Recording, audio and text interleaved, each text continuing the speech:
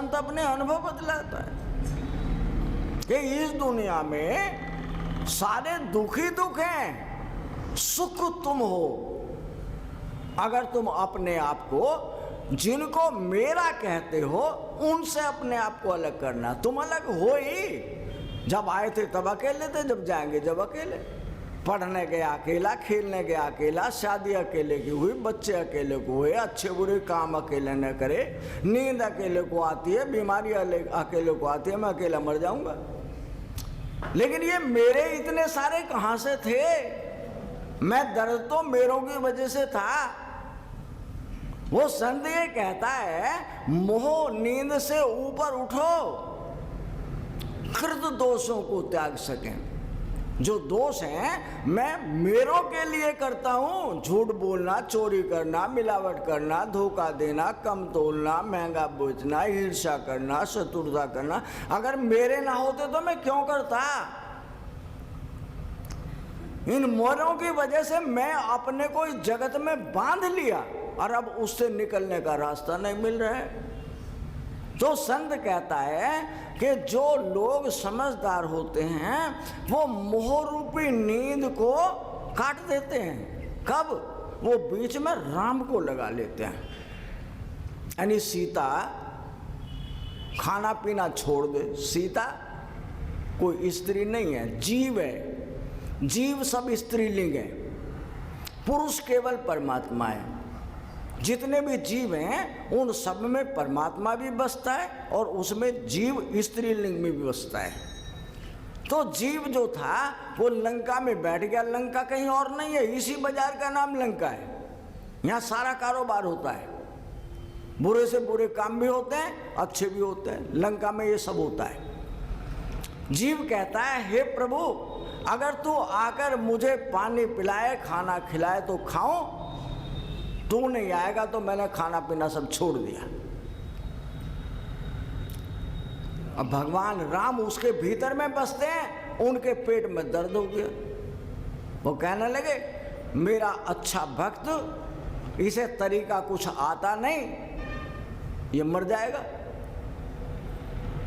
इसलिए अपने संत को पुकारा। कहा, कहाँ सो गए?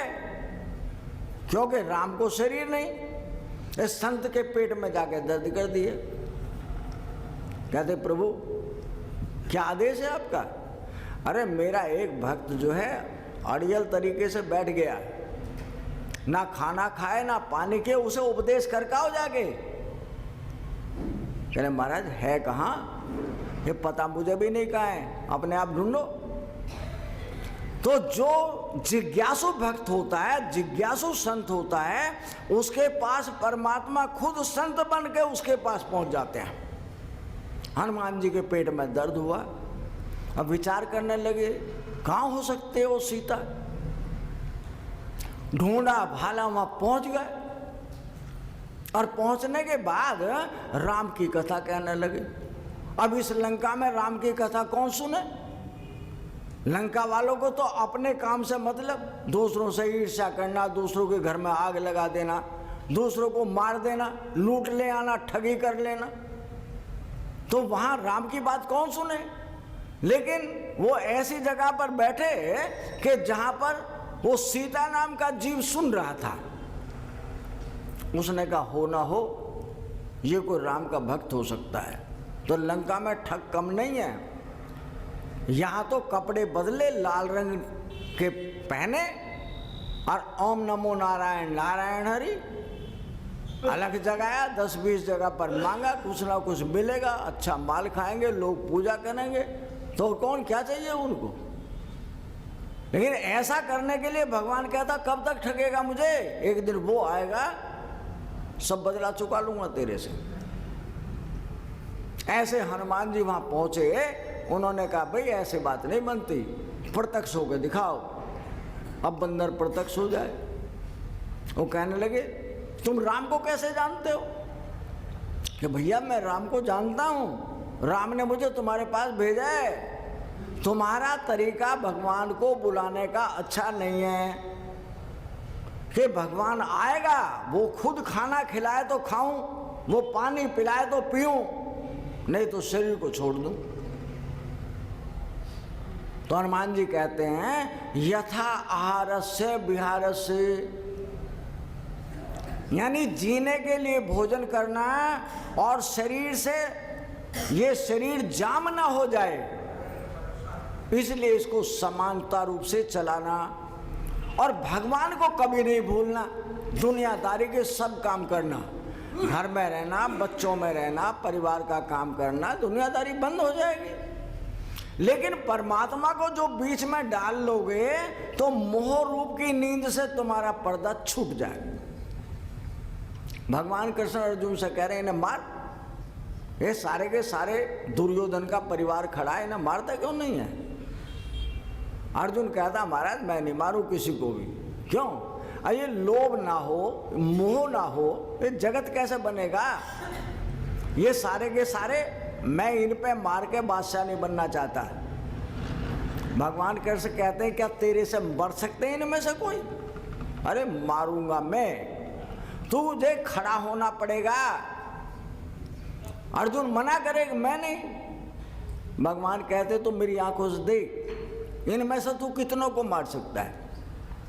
यानी हम आज तुमसे कहें कि सब के सब हमारे पास आए हो, आज से तुम झूठ नहीं बोलोगे, लेकिन ऐसा कोई शख्स है ही नहीं जो झूठ ना बोले, हर कदम पे झूठ बोलते हैं। हम दूसरी तरफ कहते हैं भाई तुम आज से ईर्ष्या से हमें दे जाओ, तुम किसी से जेलसी नहीं रखोगे, लेकिन आप उसमें से छोड़ ही नहीं सकते।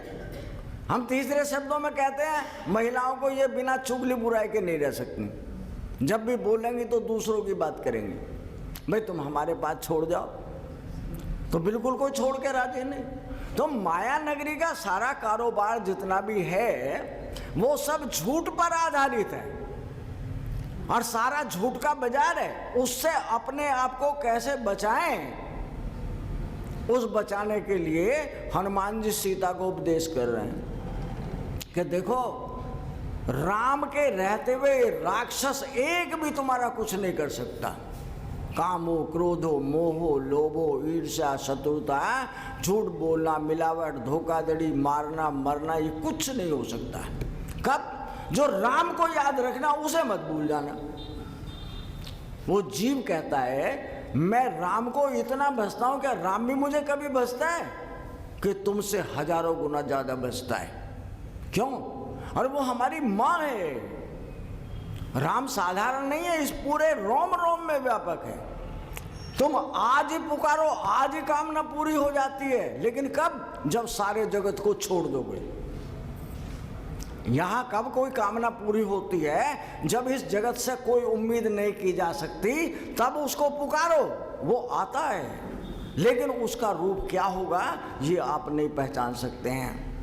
इसलिए वो कहते हैं राम को नहीं भूलना, तुमसे हजारों गुना ज्यादा तुम्हें भजता है। ये राक्षस नगरी तुम्हारा कुछ नहीं कर सकती है। तो कहते हैं लंका के राक्षस सब के सब उनके घर में आग लग गई।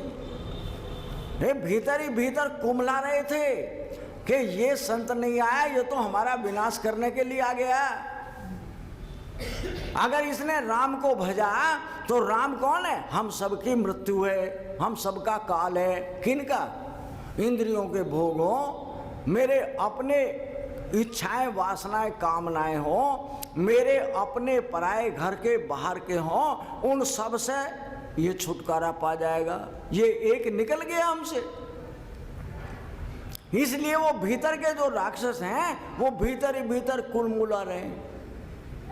कहना राम को मत छोड़ देना। ये संत भी यही कहता है कि दुनिया के काम सब करना, काम मत छोड़ना। मैं तुम्हारी तरह से गृहस्थी हूं भाई, मैं 30 साल घर में रह के तपस्या की है। चोरी भी करो तो भगवान से कहना हे प्रभु मैं नहीं कर रहा चोरी, तुम करवा रहे हो। तो भगवान कहता है ठीक है कर ले, मैं देख रहा हूं। तो वो झूठ भी नहीं लगेगा, वो चोरी भी नहीं लगेगी जिसके बीच में तुम भगवान को डाल लोगे। क्यों? तुम जानकर नहीं कर रहे हो, तुम्हारी कोई मजबूरी होगी। ऐसे वो संत कहता है कि ज्यादा नहीं, हर कोई, सारे लोग अपने अपने आप को सुधार लें। सुधरना क्या है? अरे मंदिर में अपने घर में बैठे हैं, अपने माँ बाप के सामने बैठे हैं, क्या माँ बाप से भी कोई झूठ बोल सकता है या माँ बाप से कोई पर्दा रख सकता है? वहां तो हम खुल के कह सकते हैं प्रभु हम तो तेरे अपने हैं, क्या तू हमारे से कोई भेदभाव रख सकता है? भगवान कहता है मैं तो, तुम भीतर से शुद्ध हो जाओ, मैं तुम्हारे साथ ही हूं, मैं तुमसे कभी भिन्न हुआ ही नहीं। ये गलती तुम्हारी है, तुमने मेरों को पकड़कर मुझे भूल गए। उन मेरों के साथ क्या सुख का अनुभव हुआ कि असली सुख को भूल गए। तो संत चेता कर कहता है बेचैन बनाती जो सबको वह चिंता उनकी मिट जाती, बेचैन बनाती जो सबको वह चिंता उनकी मिट जाती, जिनका चित्त चाह मुक्त होकर हरि चिंतन में लाग सके, उनके ही दुख मिटेंगे जो नित कृत दोषों को त्याग सके। चिंता कब होती है? जब मैं दूसरा समझता हूं, और जो मैं समझो ये कुत्ते राम, ये गाय राम, ये भैंसे राम, ये सांप राम, सब में राम है, तो मुझे उनसे क्या डर है? काटेगा तो काट ले, उसकी सामर्थ्य काटने की नहीं, उसकी सामर्थ्य मारने की नहीं। चोर चोरी करने के लिए आए, वो चोरी नहीं करने का है। क्यों? सब में राम है, ले जाए तो ले जाए, मैंने तो दरवाजा खोल के छोड़ रखा, जो तेरा मर्जी हो ले जा उठा के। लेकिन वो भगवान कहता है इसका चौकीदार तो मैं हूं, तू कैसे ले जाएगा? उसकी मनोवृत्ति बदल देता है सामने वाले की। इसलिए जो व्यक्ति को सोने नहीं देती, उस चिंता को, उस डर को, उस दर्द को भगवान अपने ऊपर ले लेते हैं और कहते हैं अरे तुम संसार के बादशाह हो, अपनी इच्छाओं कामनाओं को जो तुम पहले कर पाए हो वो जरूर मिलेगा। मांगने क्या मांगोगे? जो छूटेगा वही मांगोगे, जो दर्द देगा वही मांगोगे, जो छीनेगा बटेगा लूटेगा वही मांगोगे। भाई परमात्मा से परमात्मा को मांगो, सारी दुनिया की दौलत लेकर तुम्हारे दरवाजे पर आएगा। तुम वे छोटे छोटे खिलौने मांग रहे हो, आज वे खिलौने मिलेंगे, कल को छिनेंगे, टूटेंगे, बीमार होंगे, दर्द देंगे, फिर रोगे। भगवान कहता है इसीलिए आए थे क्या इस जगह तुम्हें? मैंने तो मैं खुशियों के खजाने में बाड़ा था। ये खुशी का खजाना मनुष्य तन है। तुम चाहो नारायण बन जाओ, चाहे देवता बन जाओ, पर हम क्या गाय बैल भैंस बकरी बनने के लिए रह गए? क्योंकि हम अपने कर्मों में परिवर्तन नहीं कर रहे हैं। अगर कर्म में परिवर्तन कर दें तो संसार तो वो स्वर्ग है कि कहीं स्वर्ग है ही नहीं। अरे इंद्रियों के सारे भोग तुम्हारे सामने, जो मर्जी खाओ, जो मर्जी पहनो, जैसे मर्जी रहो, लेकिन परमात्मा को छोड़ दिया, ये अन्याय किया है। उसे अपने साथ लगा कर रखो, सारी दुनिया का कारोबार करे जाओ। लेकिन हम उसे हटा देते हैं, उससे छुप कर करते हैं जो काम करते हैं। वो संत कहता है साधक का पुरुषार्थ यही, सारी दुर्बलताएं तज दे। है साधक का पुरुषार्थ यही, सारी दुर्बलताएं तज दे। कामना रहित हो कर जो अपना, हृदय प्रीत से पाग सके। कामना रहित हो कर जो अपना, हृदय प्रीत से पाग सके। वे वीर विवेकी मानव हैं जो मोह नींद से जाग सकें। वो संत कहता है कि अपने अंदर जो कमजोरियां हैं उस परमात्मा के पास जाने में व्यवधान डालती हैं, उनको अपने से अलग करके रख। क्यों झूठ बोलने की बात आ गई है? अरे मेरे अलग हैं, मैं अलग हूं। मैं मेरों के लिए जो कर्म करूंगा कल को मुझे भुगतना पड़ेगा, मेरे साझीदारी नहीं निभाएंगे। एक डाकू डकैती डाल के ले गया, पुलिस वाले पकड़ के ले गए, दे डंडा दे डंडा। उनके बालकों को भी पता लगा, रिश्तेदारों को पता चला, कहने लगे भाई इसे छोड़ दो। क्या हम इसे छोड़ दें? जो इसने कर्म किया उसके हिस्से में बोलो, इसे छुड़वाओगे तो 4 बंद हो जाओगे। तुम में से कोई बंद होने वाला है? जी हम क्यों बंद हो जाएंगे? घरवाली कहती है मैं तुम्हारी मिन्नतें करती हूँ, जो पैसे चाहिए पैसे ले लो, मेरे आदमी को छोड़ दो। वो कहते हैं 10 लाख की डकैती डालने वाला 1 लाख रुपए की रिश्वत देके अपने आदमी को छुड़ा के ले जाना चाहती है। इसका काम तो रोज का है, ये तो पकड़ में आ जाया है, इसलिए ये छूटने वाला नहीं है। वो सबके सब एक ही बात कहते हैं, भैया जो करेगा वो भुगतेगा। इसने डकैती डाली तो जा जेल में, खा डंडे। मैं कितना झूठ बोलने वाला, धोखे देने वाला, बेईमानी करने वाला, मिलावट करने वाला मैं ही हूं। और मुझे अपने आप में पता है, दूसरे को कुछ पता हो या ना हो। इसलिए अपने दोषों को मैं हटा सकता हूं अगर मैं परमात्मा को बीच में डाल लूं। और परमात्मा को मैं बीच में ना डालूं तो ये मेला मुझे निगल गया। मैं सोच रहा था बीड़ी मैं पी रहा हूं, बीड़ी मुझे पी गई, शराब पी गई। और दुनियादारी के रिश्ते नाते थे, मैं उनके मोह के कारण मैं मर गया, रिश्ते नाते यही के ही बराबर रह गए। तो संत वो कहता है कि अपने आप में स्वयं को बदलना है, हम दूसरे को नहीं बदल सकते। है साधक का पुरुषार्थ यही, सारी दुर्बलताएं तज दे। यानी मेरे अंदर जो कमजोरियां हैं उस परमात्मा के पास जाने में व्यवधान बनी हुई हैं, मैं उन्हें छोड़ दूं और भगवान से प्रेम करूं। कैसा प्रेम करूं कि परमात्मा के और मेरे बीच में कोई भेद न रहे। यहां मैं सबसे भेद रखकर बात करता हूं कि सीधे सीधे बात नहीं करते। भगवान कहता अरे हमारे पास आ रहे हो तो हमसे भी भेद रखते हो। छोड़ कर छल कपट आजा मेरी शरण, छूट जाएगा तेरा ये आवागमन।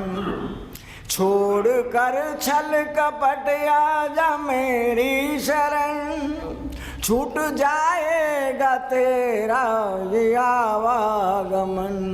जो ना मानेगा तू संतों के वचन, यों ही चक्कर लगाए तो मैं क्या करूं। जो ना मानेगा अपने गुरु के वचन, यों ही चक्कर लगाए तो मैं क्या करूं।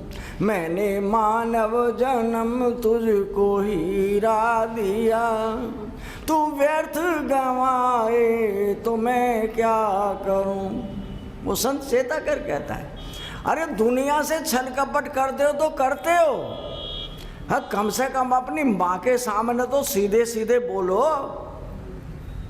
लेकिन हम तो अपनी माँ से ही छल करते हैं। जब दुनिया का काम करते हैं बड़े ध्यान से टीवी देखो 3 घंटे तक, 1 मिनट कोई दूसरा याद नहीं आता।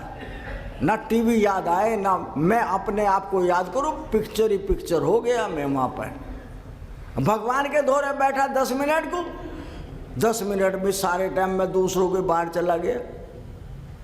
अरे विचार करना है, भगवान से छल नहीं करता तो क्या करता हूं। छल का मतलब है भाई स्पष्ट हृदय हो जाना। स्पष्ट हृदय कब होगा? जब मन में कोई विचार ना है, केवल परमात्मा ही रहे। लेकिन यहाँ तो जो भजन करते हैं माया नगरी का तो भजन हो जाता है, और जब परमात्मा का भजन करते हैं तो मेरा मन अब भी माया नगरी का भजन करता है। कभी बच्चों के पास, पत्नी के पास, कई मित्रों के पास, कई शत्रु के पास। अरे तो भगवान के पास आए हो या तो अपनों के पास जा रहे हो? अपना जो हिसाब किताब है ना वो भी भगवान के सामने लगता है जाके। तो भगवान कहता है छोड़ कर छल कपट आजा मेरी शरण, छूट जाएगा तेरा ये आवागमन। कि जो माया नगरी का कारोबार था उसे वहीं छोड़। अब इतने टाइम अगर आया है तो मेरी तेरी बात सीधे सीधे तभी हो सकती है ना जब तू अपनों को छोड़कर आएगा। जो तेरे मित्र हैं, शत्रु हैं, अपनों को घर छोड़ के तो मेरे पास आ, तो मैं सुनूंगा तेरी। लेकिन हम सुनाना ही नहीं चाहते। क्यों? हम राम को बीच में से निकाल देते हैं, वे अच्छे बुरे काम करते हैं, मेरा मन उन्हीं में जाता है और उनसे छूटने का रास्ता मुझे मालूम नहीं। और जो कोई मालूम होए पीछे बताए भी ना तो उसकी बात हम सुनने को तैयार नहीं। यहाँ सुनेंगे और बाजार में जाते के साथ ही फिर बदल जाएंगे, फिर वहाँ की बात वैसी रखेंगे जैसी थी। इसलिए वो संत कहता है कि ज़्यादा नहीं कर सकते हो तो अपने आप को बचाने के लिए सबका दाता जगदीश्वर है, पूरी होती सबके मन की। सबका दाता जगदीश्वर है, पूरी होती सबके मन की। तू पथिक भिखारी ऐसा बन जो प्रभु से प्रभु कोई मांग सके। वे वीर विवेकी मानव हैं जो मोह नींद से जाग सकें। वो संत अपना अनुभव बतलाता है। वो कहता सबका दाता जगदीश्वर, जगत का ईश्वर तुम्हारे भीतर बैठा है, तुम ही हो, तुम्हारा स्वरूप है वो। पर जो दुनिया का कूड़ा कचरा है तुमने अपनों का, पड़ोसियों का, रिश्ते नातों का, मित्रों का, शत्रु का सब अपने ऊपर डाल रखा है और भगवान को दाब दिया उसके नीचे। अब वो दबा हुआ कैसे निकले? उसके ऊपर जो परत हैं वे तुम्हें याद आती हैं, वे तुम्हें परमात्मा से मिलने नहीं देती। कोई जगाना चाहे तो तुम जगते भी नहीं। क्यों? मेरों को छोड़ नहीं सकते। मैं छोड़ने को नहीं कहता, मेरे मन ने उनको पकड़ा है। वो मन जो पकड़ता है तो छोड़ भी सकता है। रात को सो जाते हो सबको छोड़कर, कोई तुम्हारे पास नहीं। अगर वे सब के सब ना छूटे तो तुम सो नहीं सकते हो। जब भी कोई दुनियादारी का काम करते हो बड़े ध्यान से करते हो, कोई जगत याद नहीं आता। जब राम के पास बैठते हैं तो सारा जगत जब ही याद आता है। तो ये अपराध है मेरा कि जो मैं उस जगत के ईश्वर को छोड़कर उस जगत की माया का भजन करता हूं। वो लीला कर रहा है, अलग अलग मुखटे हैं, अलग अलग सब तरह का खेल कूद, सब नाच गाना उसका चल रहा है। मैं उस नाच गाने में जाकर खुद खो गया, अपने आप को नहीं बचा पा रहा हूं। तो संत कहता है सबका दाता जगदीश्वर है, पूरी होती सबके मन की। तू पथिक भिखारी ऐसा बन जो प्रभु से प्रभु कोई मांग सके। उनके ही दुख मिटेंगे जो नित कृत दोषों को त्याग सके। यानी दुख उनके मिटेंगे जो अपने कर्मों में परिवर्तन कर देंगे। यानी मैं गलत काम क्यों करता हूँ? मुझे पता है ये गलत है, फिर भी कर रहा हूँ। अपने कर्मों में परिवर्तन करें।